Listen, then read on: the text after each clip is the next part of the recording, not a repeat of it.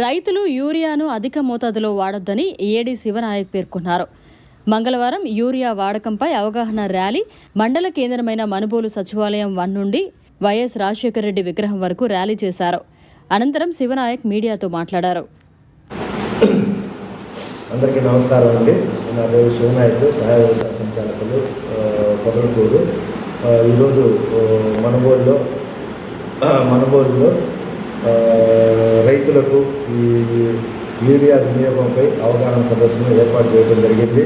ఇందులో ఈ సదస్సులో మన మనుబోలు నాయకులు రామిరెడ్డి గారు, అదే రకంగా కిరణ్ గారు, చంద్రశేఖర్ రెడ్డి గారు, రైతు సోదరులు చాలామంది కూడా పాల్గొనడం జరిగింది.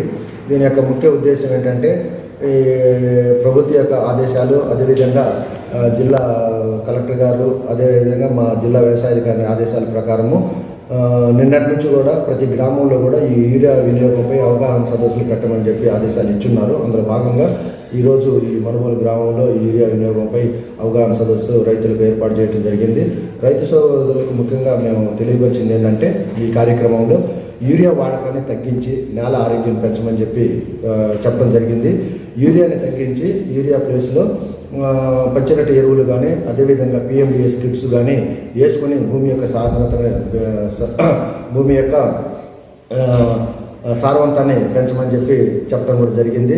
అదేవిధంగా ఈ యూరియా వాడకం ఎక్కువ అవటం వల్ల చీడపీడలు కూడా ఎక్కువ ఆశించటము, దాని మీద అధికమైన భారం పడటం, అంటే వ్యవసాయ భారం పడటం జరుగుతుంది. కాబట్టి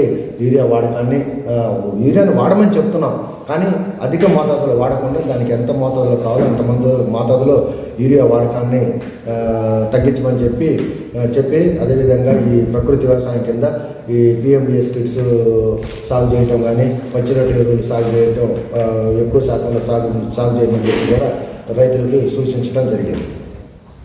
మరిన్ని అప్డేట్స్ కోసం మన HN9 టీవీ ఛానల్ని సబ్స్క్రైబ్ చేసుకోండి.